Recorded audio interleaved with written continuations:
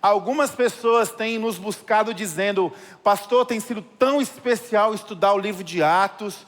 Essa série vai até quando? Termina quando?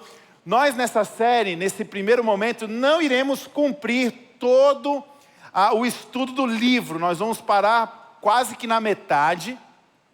E aí, pensando nessa turma que está muito empolgada e nas excelentes mensagens encorajadoras, dizendo: tem sido bom demais. Deixa eu dar uma notícia boa. Nós vamos encerrar em julho nosso tempo de série de Atos.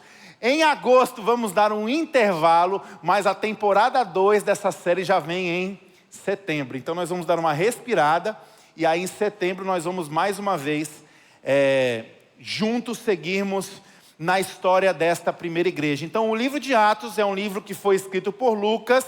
Ele endereça esse livro a Teófilo, e Lucas está narrando nesse livro de Atos a história da igreja de Jesus e como essa igreja foi sendo formada e capacitada para expandir, para sair do universo de Jerusalém, do universo dos judeus, e ganhar essa influência que hoje ela extrapolou o tempo, extrapolou a geografia, extrapolou as etnias e continua transformando vidas de pessoas até este dado momento. Então, o livro de Atos tem como objetivo mostrar como o evangelho se espalhou e mudou o mundo.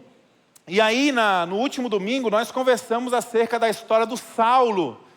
Quem foi Saulo? Saulo foi um homem que respirava ameaças de morte, perseguição, violência contra os cristãos. Saulo era um homem religioso, fundamentalista, que achava que conseguia amar a Deus em seu coração, mas nos seus pulmões ele respirava ameaças de morte.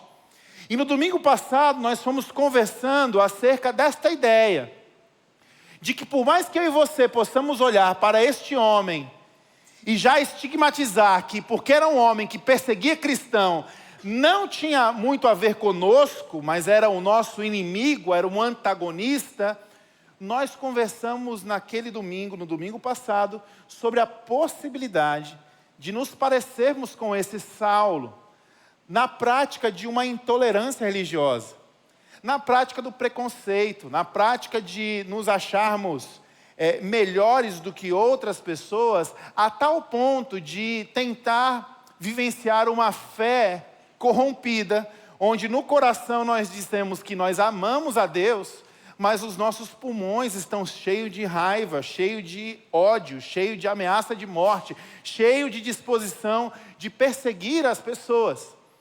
E a história do Saulo, quando ele tem um encontro com Jesus no caminho de Damasco, é uma história que ela é transformada, ela é ressignificada por esse encontro com Jesus. E ali ele vai para uma casa porque ele perde a sua visão. E nessa casa, em jejum, em oração, nós aprendemos que as práticas espirituais, jejuar, orar, ser um homem de Deus, ser uma mulher de Deus, precisa converter o nosso coração em piedade. E não em punição às pessoas das quais nós olhamos e dissemos: são muito diferentes de nós, são pessoas carnais, são pessoas perdidas. Não, não. O jejum e a oração são disciplinas espirituais que servem para esmagar o nosso ego. E se nós estamos usando as disciplinas espirituais para esmagar outras pessoas, possivelmente nós somos aqueles que no coração estamos dizendo que amamos a Deus, mas o nosso pulmão está respirando ódio, está respirando morte. E aí, essa história termina com a figura de um discípulo de Jesus que estava ali e foi levantado por Deus, Ananias. E o Ananias, ele tem a perfeita imagem para mim e para você do que nós devemos ser enquanto discípulos de Jesus. A imagem, então, é que os nossos pés não são para esperar. Os nossos pés são para ir, são para caminhar, ir em direção às pessoas que carecem do Evangelho, que carecem da graça de Jesus. Nossos pés não nos foram dados para se afastar das pessoas, mas sim para se aproximar das pessoas. As nossas mãos não nos foram dadas para questionar, apontar, condenar, separar. As nossas mãos, como as mãos do Ananias, nos foram dadas para que, à medida que nós estamos usando os pés para ir, as mãos devem ser usadas para abençoar as pessoas. Não empurrá-las para longe, mas acolhê-las. E a Bíblia, o texto sagrado, vai dizer o quê? Que quando o Ananias ele estava orando, abençoando, as escamas dos olhos de Saulo, elas foram retiradas. Por quem? Não pelo Ananias. Porque o nosso papel não é operar uma cirurgia espiritual em alguém que somente o próprio Senhor pode fazer. O nosso papel é ir e abençoar. E à medida que nós estamos fazendo a nossa parte, Deus vai trabalhar da forma que lhe convém. Então nós aprendemos isso ao longo do domingo passado. O evangelho alcançando o fariseu, aquele que estava perseguindo a igreja. Nesse domingo nós vamos mergulhar na história de Cornélio, o romano. O evangelho alcançando o romano. E eu quero ler com vocês a porção da escritura de Atos capítulo 10. Nós vamos ler e começar a ler do verso 19. Atos capítulo 10, do verso 19. Se você não sabe onde está Atos capítulo 10, ele está depois de Atos capítulo 9 e antes de Atos capítulo 11. Não é possível que agora você não encontre, né, na sua Bíblia. Ligue sua Bíblia, abra sua Bíblia, acompanhe aqui nos telões. Atos capítulo 10, verso a partir do 19. Enquanto Pedro ainda estava pensando na visão, o Espírito lhe disse: Simão, 3 homens estão procurando por você. Portanto, levante-se e desça, não hesite com eles, pois eu os enviei. Pedro desceu e disse aos homens: Eu sou quem vocês estão procurando. Por que motivo vieram? Os homens responderam: Viemos da parte do centurião Cornélio. Ele é um homem justo e temente a Deus, respeitado por todo o povo judeu. Um santo anjo lhe disse que o chamássemos à sua casa, para que ele ouça o que você tem para dizer. Pedro os convidou a entrar e os hospedou. No dia seguinte, Pedro partiu com eles, e alguns dos irmãos de Jope o acompanharam. No outro dia, chegaram a Cesareia. Cornélio os esperava com os seus parentes e amigos mais íntimos que tinha convidado. Quando Pedro ia entrando na casa, Cornélio dirigiu-se a ele e prostrou-se aos seus pés, adorando-o. Mas Pedro o fez levantar-se, dizendo: Levante-se, eu sou homem como você.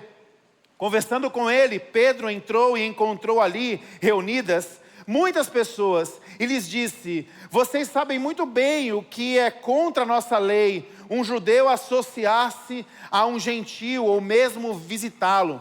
Mas Deus me mostrou que eu não deveria chamar de impuro ou imundo a homem nenhum. Por isso, fui procurado, vim sem qualquer objeção. Posso perguntar por que vocês me mandaram buscar? Cornélio respondeu: Há 4 dias eu estava em minha casa orando. A esta hora, às 3 horas da tarde, de repente, colocou-se diante de mim um homem com roupas resplandecentes e disse: Cornélio, Deus ouviu a sua oração e lembrou-se de suas esmolas. Mande buscar em Jope a Simão, chamado Pedro. Ele está hospedado na casa de Simão, o curtidor de couro, que mora perto do mar. Assim, mandei buscar-te imediatamente, e foi bom que tenhas vindo. Agora estamos todos aqui na presença de Deus, para ouvir o que o Senhor te mandou dizer-nos. Então Pedro começou a falar: Agora percebo verdadeiramente que Deus não trata as pessoas com parcialidade, mas de todas as nações aceita todo aquele que o teme e faz o que é justo. Vocês conhecem a mensagem enviada por Deus ao povo de Israel, que fala das boas novas de paz por meio de Jesus Cristo, Senhor de todos. Sabem o que aconteceu na Galileia, Judeia, começando na Galileia depois do batismo que João pregou, como Deus ungiu a Jesus de Nazaré com o Espírito Santo e poder, e como ele andou por toda parte fazendo o bem e curando todos os oprimidos pelo diabo, porque Deus estava com ele. Nós somos testemunhas de tudo o que ele fez na terra dos judeus e em Jerusalém, onde o mataram, suspendendo-o no madeiro. Deus, porém, o ressuscitou no terceiro dia e fez que ele fosse visto, não por todo o povo, mas por testemunhas que designara de antemão, por nós que comemos e bebemos com ele depois que ressuscitou dos mortos. Ele nos mandou pregar ao povo e testemunhar que foi a ele que Deus constituiu juiz de vivos e de mortos. Todos os profetas dão testemunho dele, de que todo o que nele crê recebe perdão dos pecados mediante ao seu nome. Enquanto Pedro ainda estava falando estas palavras, o Espírito Santo desceu sobre todos os que ouviam a mensagem. Os judeus convertidos que vieram com Pedro ficaram admirados de que o dom do Espírito Santo fosse derramado sobre os gentios, pois os ouviam falando em línguas e exaltando a Deus. A seguir, Pedro disse: pode alguém negar água, impedindo que estes sejam batizados? Eles receberam o Espírito Santo como nós. Então ordenou que fossem batizados em nome de Jesus Cristo. Depois pediram a Pedro que ficassem com eles alguns dias. Vamos orar? Pai, nesta manhã, minha oração é que o Senhor possa nos conduzir à luz da Tua Palavra e que nós possamos continuar como igreja, aprendendo com a igreja de Atos. Que o Senhor possa nos dirigir, nos dar esse entendimento e esse coração pronto a responder. Nós entendemos que a Tua igreja, que iniciou lá atrás, na vida desses homens e dessas mulheres de Deus, ela continua através de nós. Por isso a minha oração é que Teu Espírito nos ajude a nos permanecermos fiéis àquilo que o Senhor desenhou e planejou para as nossas vidas. Que o Senhor use dessa mensagem para falar aos nossos corações. Esta é a minha oração. E a ponte diz: Amém. Irmãos, aqui nós estamos lidando com mais uma onda de influência e de crescimento da igreja, de expansão da igreja. Aqui nós estamos vendo não mais agora um fariseu, alguém que, embora perseguia os cristãos, eu me refiro ao Saulo. Saulo, ele tinha a sua filiação ligada aos judeus. Saulo, por mais que perseguia os cristãos e era muito diferente dos cristãos da época, ele estava num cenário delimitado dentro da compreensão dos apóstolos e dos discípulos, que eles ainda estavam entendendo que a mensagem do Evangelho era uma mensagem redentora e salvadora que deveria ser espalhada exclusivamente para aqueles que eram judeus.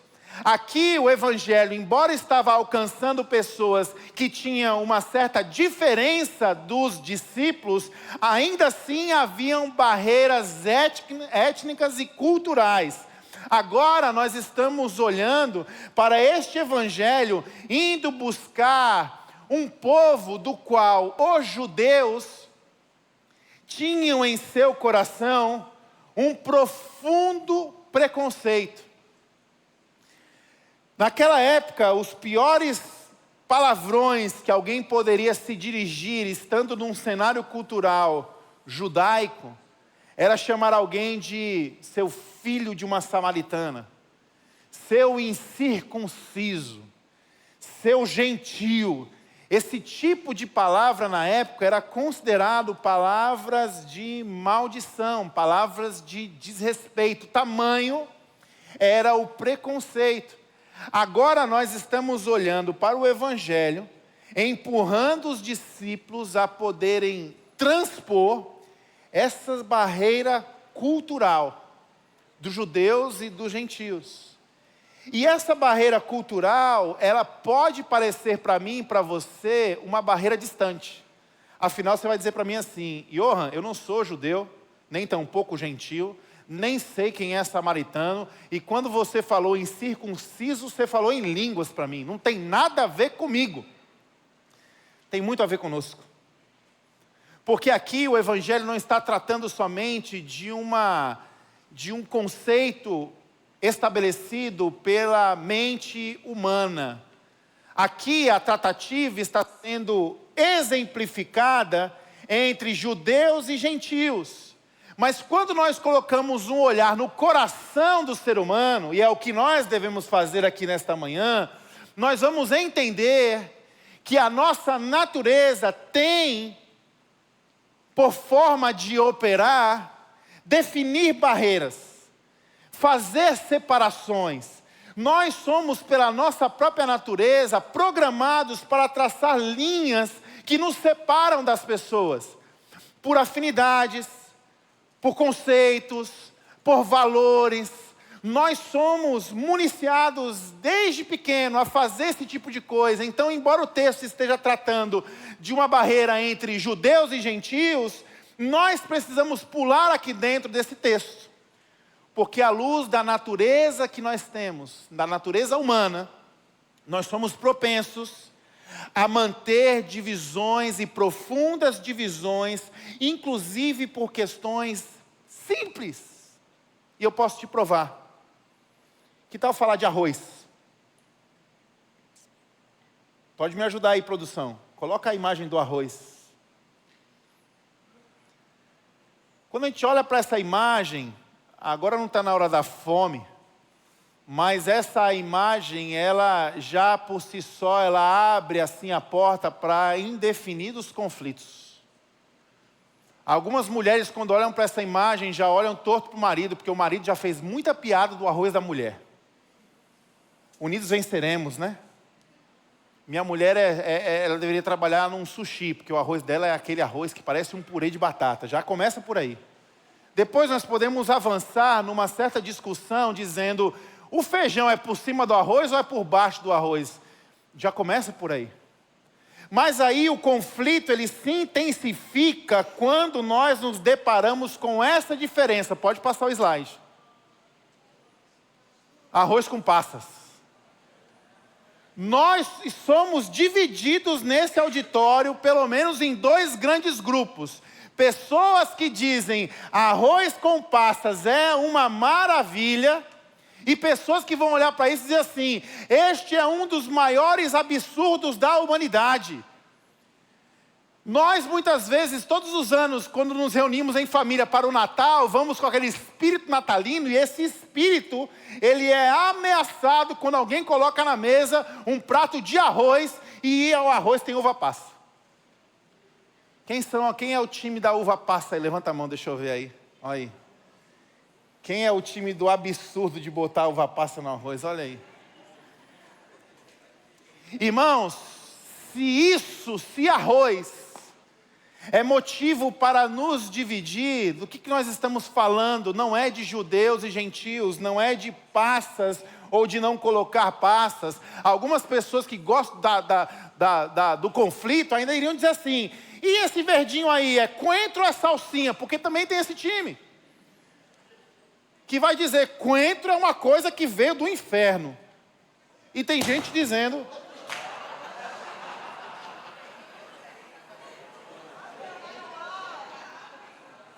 O pessoal do louvor está com medo de subir porque pensa que... E tem gente que diz assim, coentro é a maravilha do céu. O que nós estamos falando? De coentro, de arroz, de judeus e gentios? Não, meus irmãos. Nós estamos falando da nossa natureza humana. Cada vez mais nós estamos sendo empurrados para essa realidade. A realidade de que para que eu possa pertencer a algo, eu preciso estar disposto a repelir alguma coisa. Então nós estamos cada vez mais tratando disso, vivendo isso, impulsionados por isso. E o Evangelho tem sido muito ameaçado por essa simples questão.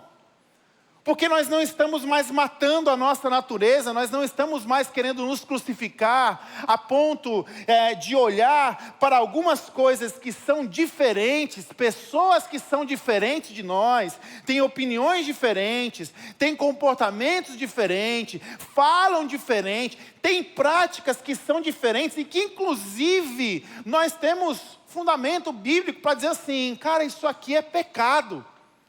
Isso aqui não agrada a Deus. Isso aqui está indo no caminho contrário.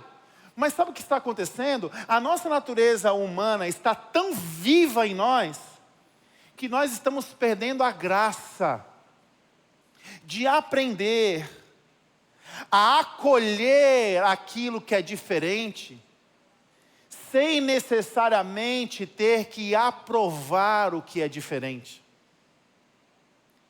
Muitas vezes nós estamos caindo nessa religiosidade maluca que faz essa ordem. Para que você seja acolhido, antes você precisa ser aprovado. E se a gente começa a trazer essa lógica e amplificar isso, eu me pergunto, o que será do nosso matrimônio? Porque a pessoa da qual você se casou, e você que se entregou a casamento a uma pessoa, você não será aprovado todo o tempo. O que será das nossas famílias, dos nossos filhos, dos nossos sobrinhos, dos nossos netos? Se a ótica for essa, imperada pela natureza humana, de que nós só acolhemos aquilo que nós aprovamos, o que será da nossa família? Dois caminhos.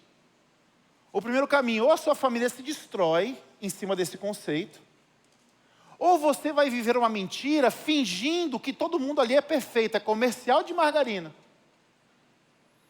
Entre a destruição e a mentira, você vai ter que escolher.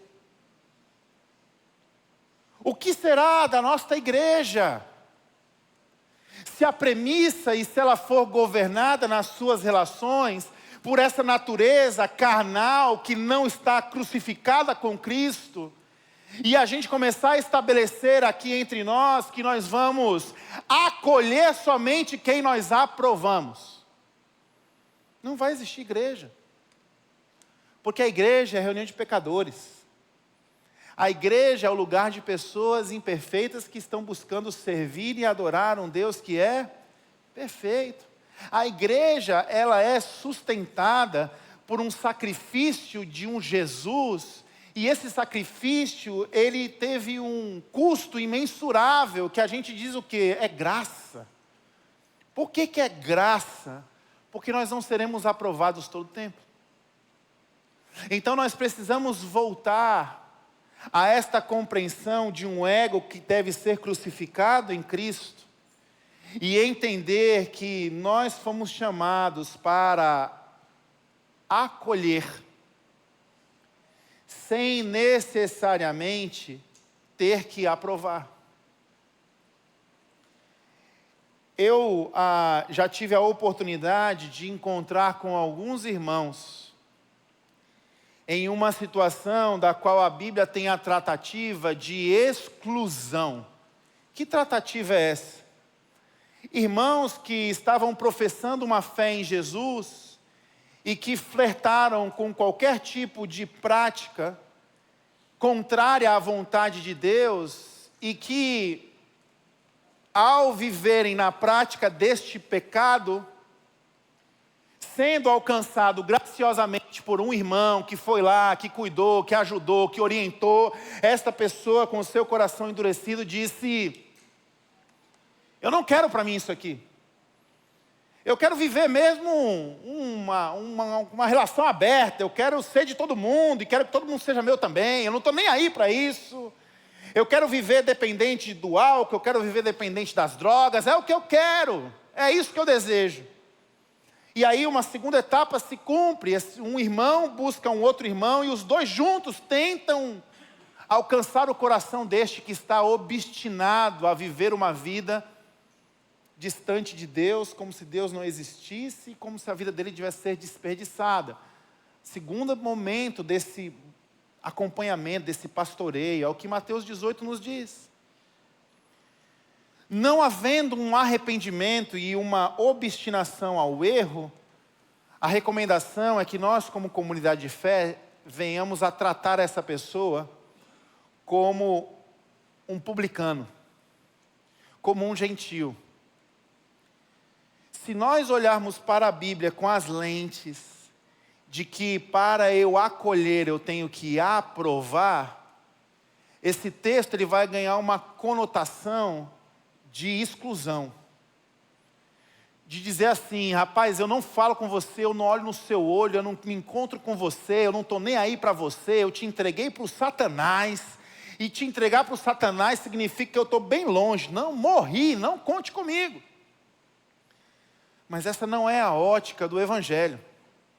As lentes do Evangelho é que eu tenho a graça de Deus, porque eu estou crucificado com Cristo, porque essa cruz tem um valor imensurável, que é a graça de Deus. A minha lente é outra. Eu acolho sem aprovar. E como é que nós devemos então ler esse texto acerca da disciplina e da exclusão de Mateus 18? Tratar alguém como um publicano, um gentio e um pecador, entregar alguém para Satanás, que é o termo da Bíblia, deve produzir no nosso coração não uma atitude de exclusão para com aquela pessoa, deve produzir no nosso coração uma atitude de compaixão. Aquela pessoa precisa ser alcançada por Jesus mais uma vez. Eu preciso interceder por ela, eu preciso alcançá-la, eu preciso servi-la, eu preciso abraçá-la como alguém que está carente da graça de Deus. E eu me lembro que em alguns momentos eu já encontrei algumas pessoas nesta condição, de viverem em rebeldia, de estarem chutando contra, e de inclusive usarem a rede social para tornar a igreja uma chacota, para criticar, para falar mal dos irmãos. Ao encontrar estas pessoas no meio do caminho, cara, meu coração ele pulsa nessa ideia, natureza humana. Não será acolhido porque está reprovado. Mas o Espírito de Deus, ele precisa trabalhar em nós. E eu me lembro que em alguns momentos eu estava sendo moído pelo Espírito de Deus. E eu pensava assim, o que eu vou fazer nessa condição? Eu vou fingir que está tudo bem? Eu vou tratar essa pessoa como um irmão em Cristo? Não, o Espírito trabalhou no meu coração, seja verdadeiro. E em todas as vezes que eu encontro essas pessoas pelo caminho, eu faço questão de, educadamente, cumprimentar essas pessoas. Educadamente abraçar essas pessoas. E quando nós temos a chance de ter um diálogo, educadamente, a minha tentativa é expressar para essa pessoa, eu estou feliz em encontrar você, mesmo não estando feliz com a sua condição. As lentes do Evangelho nos ajudam a entender que nós não precisamos somente acolher aquilo que nós aprovamos. Do contrário, nós podemos perder as pessoas. Uma pauta que sempre acontece nos gabinetes. Pastor, o meu maior medo é que o meu filho enverede por um caminho, é que minha filha enverede por um caminho que seja totalmente o contrário daquilo que Deus tem para ele. O que eu vou fazer se isso acontecer? Eu só tenho uma resposta. Aprenda a separar acolhimento de aprovação. Seja muito claro nessas linhas. E que a sua vida possa resplandecer isso. Que você é alguém que é capaz de acolher. Mesmo sem aprovar. Um teólogo russo e filósofo também, chamado Alexander Solzhenitsyn. Ele tem um pensamento interessante, ele diz assim, a linha entre o bem e o mal atravessa cada coração humano. E o texto que vem antes desse contexto, desse conceito aqui, diz assim, o ser humano não vai ser bom ou ruim por quem ele torce, pelo fato de quem ele vota, pelas cores que ele decide vestir. Ele não vai ser bom ou ruim se ele nasce num lugar ou se ele nasce em outro, se ele é pobre ou se ele é rico, se ele tem uma profissão assim, se ele tem uma profissão assado. O que torna o ser humano ruim não são estas escolhas. O que torna o ser humano ruim, a linha entre o bem e o mal, está atravessando cada coração humano. Por que nós precisamos aprender a não traçar essas linhas? Porque essas linhas externas não definem o que atravessa no coração de cada um. Dos dois lados, sejam o arroz com passas ou o arroz sem passas, nós teremos gente boa e nós teremos gente que é ruim. Nós somos em parte bons e nós somos em parte ruins. Isso está no nosso coração. E a pergunta-chave, então, pensando sobre isso, logo nessa introdução, seria essa: onde eu e você, nós estamos traçando linhas, erguendo muros, muitas vezes sustentados em conceitos e contextos religiosos, das quais o Espírito de Deus está trabalhando para apagar e para destruir? Esta é uma pergunta que nós devemos fazer constantemente, meus irmãos. Porque a nossa natureza humana tende a dividir e separar. O que estava acontecendo com Pedro, no coração de Pedro, era exatamente isso. Antes dele ir a Cornélio pregar a um centurião romano, antes dele poder ir lá, ele estava travado nas suas tradições. Eu não posso ter comunhão com um gentio. Quem dirá um romano? Quem dirá um centurião, um homem militar de influência que oprime os judeus? Eu não posso. E a visão que o apóstolo Pedro tem antes desse momento, o Espírito preparando o coração do apóstolo, foi o quê? Ele com fome tem uma visão, um lençol é posto e animais, todos os tipos de quadrúpedes caindo no lençol. E aí o Espírito de Deus diz: Pedro, você pode matar esse animal e comer. E ele diz: não, eu não posso comer, porque é contra a lei. E aí o Espírito então está ministrando o coração do apóstolo: não diga aquilo que é impuro, sendo o que Deus já purificou. Onde nós estamos traçando linhas, das quais Deus está desejando apagar? Onde estão os muros dos nossos preconceitos, que Deus está desejando apagar? Para quê, irmãos? Para que nós possamos viver uma teologia liberal? Não, mas para que nós possamos alcançar o coração das pessoas que estão aflitas, das pessoas que estão perdidas. A graça de Deus, ela frequentemente destrói as nossas noções preconceituosas. Então, se você aí no seu coração consegue identificar alguma coisinha que você diz, preconceito, sabe o que significa isso? Corra, porque você está precisando da graça de Deus. Corra, porque você não está experimentando a graça de Deus nesse aspecto. Na natureza humana, o preconceito nos faz correr para quem? Nos faz correr de quem nós temos algo contra, ou nos faz correr contra alguém que nós temos algo contra. Quando o nosso eu está crucificado, quando percebemos o preconceito, para onde devemos correr? Para a cruz de Cristo. Porque quem é mais carente da graça de Deus não é aquele que está materializado os meus preconceitos. Quem é mais carente da graça de Deus sou eu, preconceituoso, fazendo valer a frase do filósofo russo: o bem e o mal estão no coração de todos os seres humanos. Primeiro ponto dessa história, então, que nós podemos aprender: o nosso mundo será abalado. Muitas vezes Deus vai nos colocar em situações adversas para conviver com pessoas diferentes de nós e nos desafia a compartilhar o Evangelho com estas pessoas, porque nós precisamos ser abalados, porque nós precisamos entender e compreender mais o que é a graça de Deus. Pedro, um judeu devoto, tinha limites claros sobre quem pertencia a Deus e quem não pertencia. O que Deus faz? Interrompe o pensamento de Pedro com uma visão. Atos 10, 9 a 16. Que lição nós podemos tirar disso? Que eu e você possamos ser esses cristãos que dizem assim: Senhor, eu me permito ser interrompido. Eu me permito ser parado. Eu me permito ser desconstruído. Eu me permito, Senhor. Muitas vezes nós estamos tão apegados a estas linhas tradicionais, conceituais, dos valores. Muitas vezes nós nos apegamos às linhas, sem considerar quais são os ângulos. Falando de geometria agora.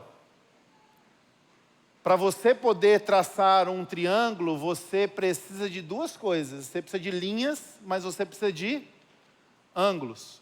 Quando você coloca no papel, o que é fácil de ver? As linhas. Os ângulos são invisíveis. Porém, aquilo que é invisível é um fator determinante para definir a forma das suas linhas. Muitas vezes, se nós não entendermos as motivações do nosso coração, provarmos o nosso coração, sermos crucificados em Jesus, nós vamos nos apegar às linhas, não considerando os ângulos, e nós seremos capazes de construir um desenho do qual Deus nunca nos chamou a construir.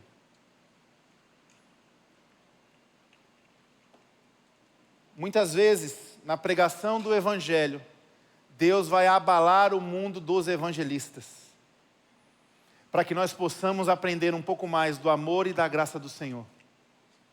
Muitas vezes Deus nos vai colocar diante de pessoas que são diferentes, para que nós possamos compreender que o Evangelho, ele precisa cruzar as fronteiras. Pedro encontra Cornélio e percebe isso. Por que Deus está me trazendo aqui? Por que eu estou diante desse cidadão romano? Na minha cabeça tradicional, as linhas que eu estou me apegando até agora não estão me levando a ter um sentido. Eu não estou tendo uma imagem clara do que Deus está querendo desenhar. Porque na minha consciência, essas linhas, elas delimitavam um povo. Agora eu estou diante de um romano. O que eu preciso aprender? E ele se remete à sua visão.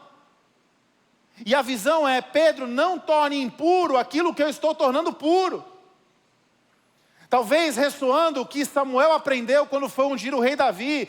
Deus não olha a aparência, Deus olha o coração. Não são as linhas, mas são também os ângulos. O que Pedro começou a aprender quando o seu mundo foi abalado. Por que nós devemos acolher sem aprovar?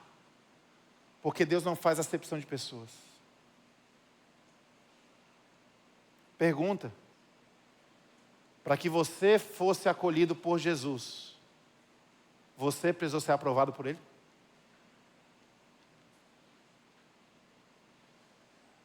Essa não é a lei do nosso Evangelho. Nós fomos acolhidos por Jesus, mesmo sendo desaprovados. Essa realidade recaiu sobre nós. Eu fui salvo porque Deus não fez acepção de pessoas. Em mim não havia bem algum. E por que então eu estou agora querendo determinar a quem Deus pode salvar, a quem Deus pode abençoar, a quem Deus pode perdoar, a quem Deus pode alcançar? Pedro estava aprendendo que o Evangelho é para todos. Não se limita nem se baseia por etnia, status, nem mérito. Outra coisa que nós podemos aprender dessa história: Cornélio. A Bíblia diz: homem generoso, homem bom, homem de oração, homem temente a Deus, e o que parece um homem de família, que percebia que as coisas das quais eram importantes para ele, eram importantes para ele porque ele tinha uma dimensão coletiva de uma família. Tanto é que quando o apóstolo Pedro é chamado à casa de Cornélio, Cornélio não está ali sozinho para ouvir o Evangelho. Cornélio traz a sua família. O que nós podemos aprender aqui? é que moralmente o Cornélio atendia todas as expectativas da religião. Moralmente o Cornélio atendia todas as expectativas de uma ética humana. Mas que sem Jesus em sua vida, Cornélio não tinha absolutamente nada. Não adianta você ser generoso, não adianta você dizer, eu temo a um Deus, eu tenho um certo temor, não adianta você fazer orações, porque se você não tiver Jesus, você não tem nada. E eu percebo que isso muitas vezes nos seduz como evangelistas. Muitas vezes nós olhamos para as pessoas e nós tentamos fazer ciranda do evangelho. Ah, vamos ali no aniversário do fulano de tal. Aí a gente diz assim, ô meu irmão, deixa eu te dar um abraço aqui, eu vim te abençoar. Você está esperando realmente que a pessoa entenda que Jesus Cristo morreu na cruz do Calvário, que esta pessoa estava em dívida, estava perdida, e que somente por Jesus essa pessoa pode ser salva, pelo fato que você disse assim, eu vim aqui te dar um abraço e te abençoar? Você acha que é isso? Ou se não, você diz assim, cantou parabéns. Aí você pensa assim, gente, ambiente hostil. Aí você é um evangelista, aí você pensa assim, ambiente hostil, vamos rezar um Pai Nosso, pessoal? Aí muitas vezes nós estamos querendo inserir nas pessoas comportamentos evangelicais, mas nós deixamos Jesus de lado. Nós achamos que a nossa missão é pendurar nas pessoas os nossos comportamentos religiosos, as nossas falas religiosas, os nossos ritos religiosos. E a gente fica cheio de dedo porque a gente está pensando assim, não, porque se a pessoa descobrir que é Jesus, ela está fora. Aí você começa a pendurar tudo que você consegue pendurar. Não vai adiantar nada. Não adianta nada você ser generoso, temente a Deus. Não adianta nada você fazer as orações, se você não compreender que o que Deus tem para você é por intermédio de Jesus Cristo. Ou seja, sem Jesus, tudo é igual a nada. Você que é jovem, para com essa ilusão de dizer assim, olha, eu estou namorando essa pessoa, ela é uma bênção. De novo, abstrato, ela é uma bênção. O que é ser uma bênção? Ah, não, ela é uma bênção, ela é de família, ela tem uma profissão, ela não mata ninguém, ela não mente para ninguém, ela não está usando nada ruim, ela não é bandido, ela é uma pessoa muito educada, ela não grita comigo. Assim, ela é a pessoa perfeita, só está faltando uma coisa: Jesus. Mas pastor, fica tranquilo, porque ela vai para o culto, ela gosta das suas pregações. Fica tranquilo, pastor, porque ela está ali, quando você fala vai orar, até o olho ela fecha. Olha que bênção. Sem Jesus, tudo é igual a nada. Não podemos diluir aquilo que é a sustentação do Evangelho. O apóstolo Pedro, quando chega até Cornélio, ele reconhece que é um homem temente a Deus. Ele reconhece que é um homem generoso. Ele reconhece que Deus o enviou por uma visão. Ele reconhece que o Cornélio tem um testemunho dizendo, eu tive uma experiência com Deus. Ele está travado, porque ele não consegue imaginar que esse evangelho vai alcançar quem não é judeu. E aí, quando o Cornélio diz, diante de tudo isso, eu quero saber o que você tem a me dizer. O apóstolo Pedro, você é uma bênção, meu irmão. Eu estou aqui para dizer assim, Deus te abençoe. Eu estou aqui para a gente fazer uma oração. O apóstolo Pedro não fez isso, meus irmãos. O apóstolo Pedro tinha na sua mente de que se Jesus não estiver no coração do ser humano, se não houver uma rendição à pessoa de Jesus, isso é igual a nada. Mas se não houver nada, porque na cabeça do apóstolo Pedro, certamente o pensamento era esse. Ele estava pensando assim, esse cara faz oração. Não adianta, não é judeu. Não tem nada. Esse cara é generoso, mas não adianta, não tem nada, ele não é judeu. Não adianta, esse cara, ele não é da aliança, não adianta nada ele fazer tudo isso, não adianta nada. Mas aí o Pedro só tinha uma mensagem, que não era ficar cirandeando. A mensagem do apóstolo Pedro foi muito clara. Só tenho uma mensagem para te dizer, Cornélio. Eu não sei nem porque que eu vou te dizer isso, porque na minha cabeça você não será acolhido, porque você não é aprovado. Mas eu vou te dizer o que eu tenho para te dizer. Primeiro, Jesus veio para curar e salvar. Todos nós estávamos perdidos, todos nós éramos pecadores. Embora Deus tenha criado todas as coisas para o seu bem, nós viramos as costas para Deus. Esse Jesus, Cornélio, que veio para nos salvar e nos curar, esse Jesus foi renegado, ele foi abandonado, ele foi negado, não só por vocês, inclusive por mim. Melhor exemplo sou eu aqui. Ele foi crucificado, foi para uma cruz, mas ele ressuscitou. E hoje, todo o perdão que nós precisamos, não vem pela nossa moral. Todo o perdão que nós precisamos está em Jesus. E nós alcançamos esse perdão pela fé. Esse sacrifício foi um sacrifício feito mediante a graça de Deus. Aí o texto vai dizer que enquanto Pedro estava pregando isso, que possivelmente na sua cabeça a conta dele era assim: não vai adiantar nada porque não é judeu. Aí a conta muda. Enquanto tudo sem Jesus é igual a nada, nada com Jesus é igual a tudo.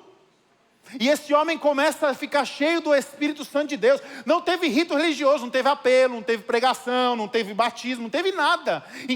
Não teve pergunta: você quer aceitar Jesus? Não teve. O que teve foi o anúncio poderoso do Evangelho real, que não tira Jesus da parada. O que você precisa, meu amigo? Você precisa de Jesus. Ele é a imagem do Deus invisível, o primogênito sobre toda a criação, pois por meio dele foram criadas todas as coisas nos céus e na terra, as visíveis e as invisíveis, sejam tronos, sejam soberanias, quer poderes, quer autoridades, todas as coisas foram criadas por ele e para ele. Ele é antes de todas as coisas e por meio dele tudo subsiste. Ele é a cabeça do corpo, que é a igreja. É o princípio e o primogênito dentre os mortos, para que em tudo tenha a supremacia, pois foi do agrado de Deus que nele habitasse toda a plenitude e por meio dele reconciliasse consigo todas as coisas, tanto as que estão na terra quanto as que estão nos céus, estabelecendo a paz por meio do seu sangue derramado na cruz. Antes vocês estavam separados de Deus e eram inimigos dele por causa da disposição interior e do mau procedimento de vocês. Contudo, agora ele os reconciliou pelo corpo físico de Cristo, por meio da morte, para apresentá-los diante dele santos, sem culpa e livres de toda a acusação. Em nome de Jesus, ao anunciar as boas novas do Evangelho, não embrulhe Jesus em um lugar tão abstrato que as pessoas não possam experimentar Jesus. A mensagem dele foi clara. E isso é impressionante. Aquilo começou a arder no coração de Cornélio, da sua família, dos seus amigos. É isso que o Espírito de Deus continua fazendo. Ele é o Espírito certo, operando, agindo e habitando nas pessoas erradas. Na cabeça do Pedro, o Cornélio não era a pessoa certa. O que ele está experimentando? O Espírito está agindo em pessoas erradas.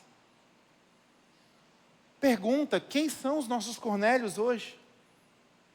Quem são as pessoas das quais o Espírito de Deus está nos chamando a acolher, a se aproximar, e nós estamos com os pés parados, porque nós estamos condicionados por uma natureza humana que só acolhe o que aprova.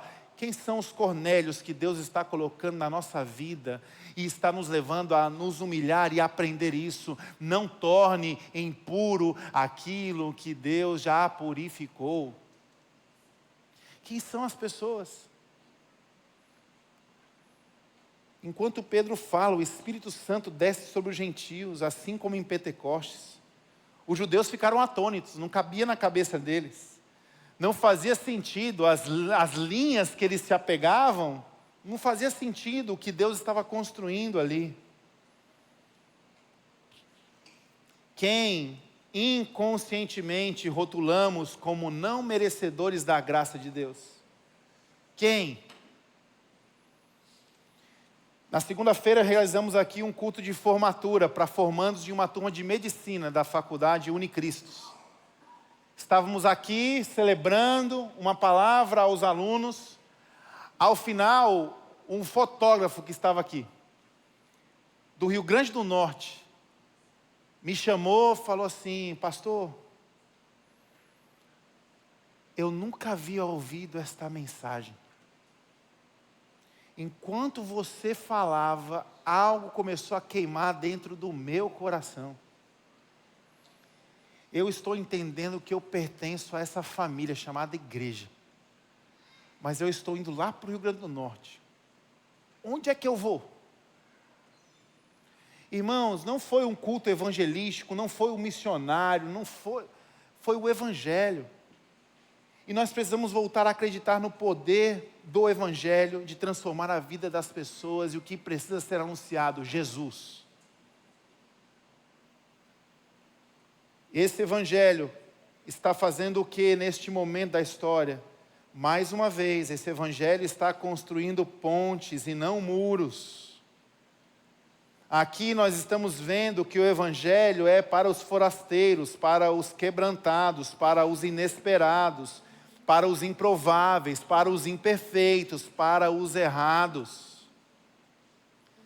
E talvez, meu irmão e minha irmã, quem você na sua natureza humana está rotulando como alguém que não merece essa graça, seja exatamente quem o Espírito de Deus está dizendo: eu preciso que você vá até lá. Pergunta inquietante do texto para terminar. Johan, podia ser mais direto, né? Deus podia ser bem direto, né? Por que um anjo apareceu para o Cornélio, e ao invés do anjo dizer: Cornélio, trago-lhe boas novas de Jesus? Por que o anjo apareceu para o Cornélio para dizer: ei, procura o Simão? Porque pela bondade do Senhor, aprove ao Senhor escolher, não os anjos para anunciar o Evangelho, aprove ao Senhor escolher você, escolher a mim. Por quê? Porque esse anúncio do Evangelho, ele nunca será unilateral. O anúncio do Evangelho, à medida que ele bate em alguém, ele reflete e bate em mim de volta. Aquele homem chamado Wagner, fotógrafo, dando o seu primeiro passo de fé, tendo recebido a chama do Evangelho dentro de si, edifica a vida do evangelista, transforma a vida do evangelista. A graça que abunda nessas pessoas, ela transborda rapidamente. A primeira pessoa que é alcançada e abençoada é quem pregou o Evangelho.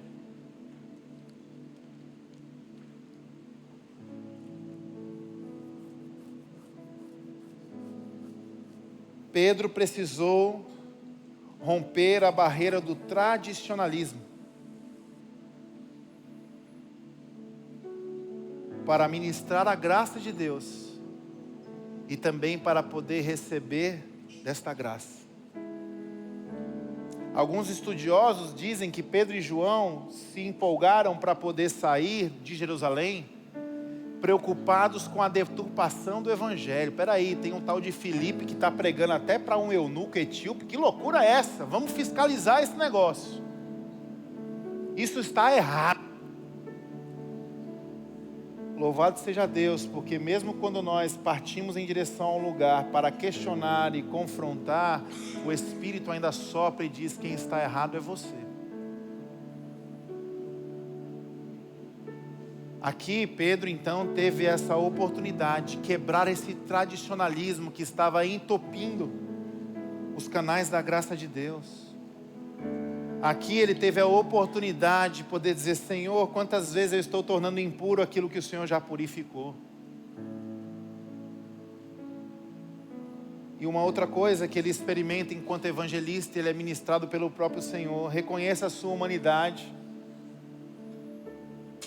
Cornélio, quando recebe Pedro em sua casa, ajoelha aos seus pés e tenta adorá-lo. Quando nós somos movidos pela natureza humana, a nossa condição de acolher somente quem nós aprovamos revela exatamente esse nosso coração. Por que nós só queremos acolher quem nós aprovamos? Porque no fundo, o que nós estamos buscando para nós? Adoração, admiração. Estamos muitas vezes desejando ser colocados em alguns altares e patamares dos quais só Jesus merece. Só Jesus merece. Prontamente o Pedrão olha para o Cornélio e diz: levante-se, porque eu sou um homem igual a você. Nessa hora eu fico imaginando Jesus no céu dizendo assim: ele entendeu. Ele é um homem comum, que pela graça faz coisas extraordinárias, mas continua sendo comum. Fiquei pensando em escrever um texto sobre o cheiro do Evangelho. Porque domingo passado a gente falou sobre o termo esquibalon do apóstolo Paulo, né? Eu considero tudo como esterco, cheiro de fezes. Agora nós estamos indo para o apóstolo Pedro. E o texto vai dizer que ele ficou hospedado em Jope, em uma casa de um curtidor de couro. Eu não sei se você já teve experiência de estar num lugar de curtição. Não de balada, não de festa, curtir couro.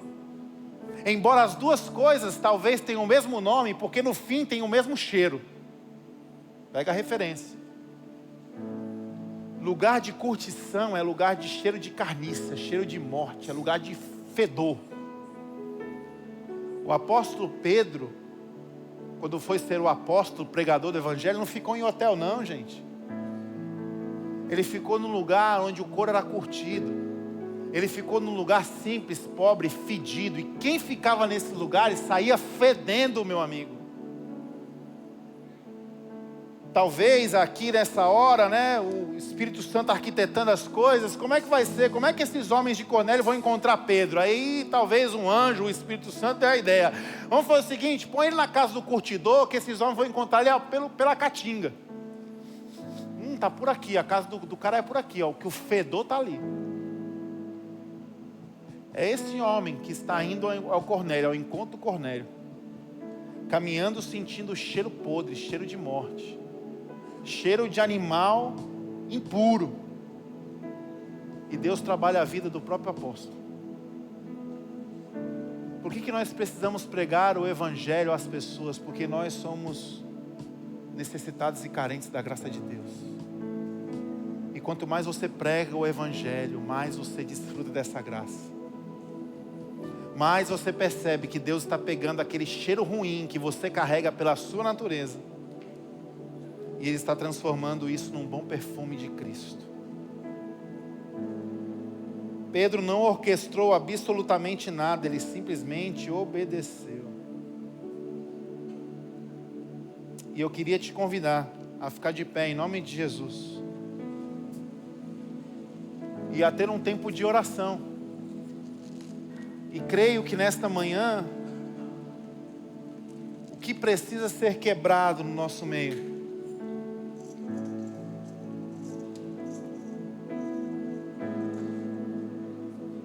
em Cristo, não existe nós contra eles.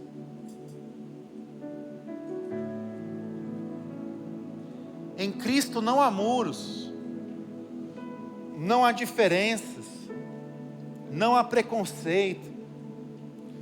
Em Cristo não há divisão.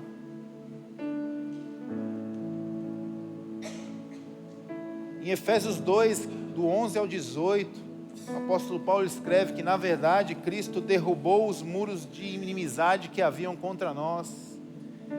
E agora não existe mais gentio nem judeu, não existe mais arroz com passas ou sem passas. Não existe mais salsinha e coentro. Existe o entendimento de que todas as coisas estão servindo para que elas cooperem, para desfrutarmos da graça e do amor de Deus. E que o Espírito Santo é quem nos une. E que somente em Cristo nós podemos ser um. Não existe mais branco, preto, rico, pobre, homem ou mulher. eu queria que você pudesse fechar os teus olhos, curvar a sua cabeça e permitir que o Espírito de Deus possa ministrar o seu coração, respondendo 2 perguntas. Quais são os muros que você precisa em Cristo Jesus destruir nesta manhã? Quais são os muros?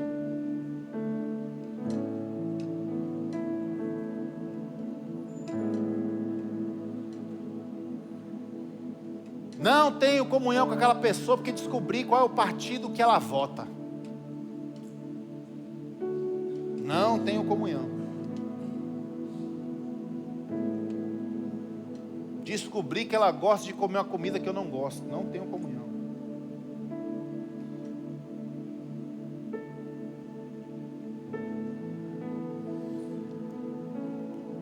A palavra de Deus diz: como ouvirão se não há quem pregue? Segunda pergunta: quem são os Cornélios que Deus está colocando na sua vida? Pessoas das quais você percebe generosidade, oração, temor do Senhor, mas elas não conhecem Jesus Cristo. E você está sendo enviado a essas pessoas como alguém que está desembrulhando esse presente. Ele é a imagem do Deus invisível, aqueles que vocês não conheciam. Eu tenho só essa mensagem para vocês.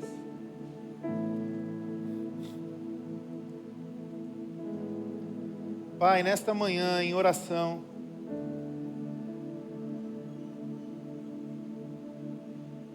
nós mais uma vez precisamos encarar a nossa natureza humana. Mais uma vez nós precisamos reconhecer que sem o Senhor, sem a Tua graça,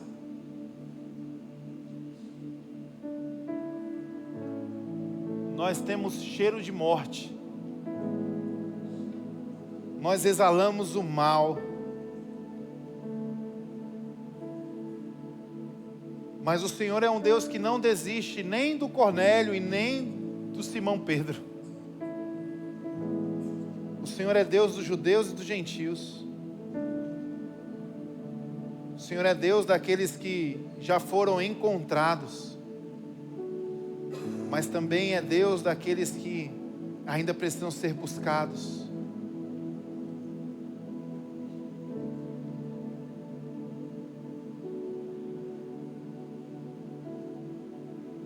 E a minha oração, Senhor, é que todos os preconceitos do nosso coração, todo esse apego que nós possamos ter a algumas linhas,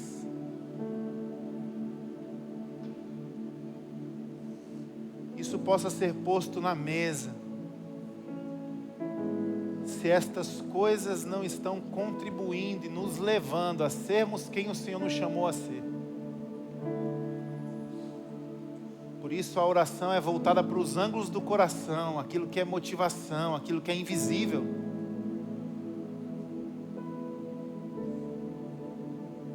Nós também queremos interceder por esses Cornélios, que nós sabemos quem são. Não é difícil perceber, Senhor.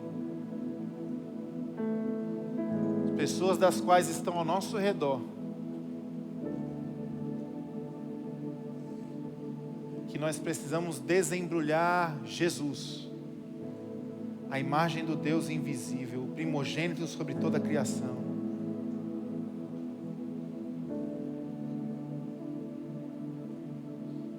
Nós queremos orar por essas pessoas. Que o Senhor nos use com graça, com sabedoria. Que o Senhor nos use com poder. Que o nosso testemunho, que Jesus na nossa história,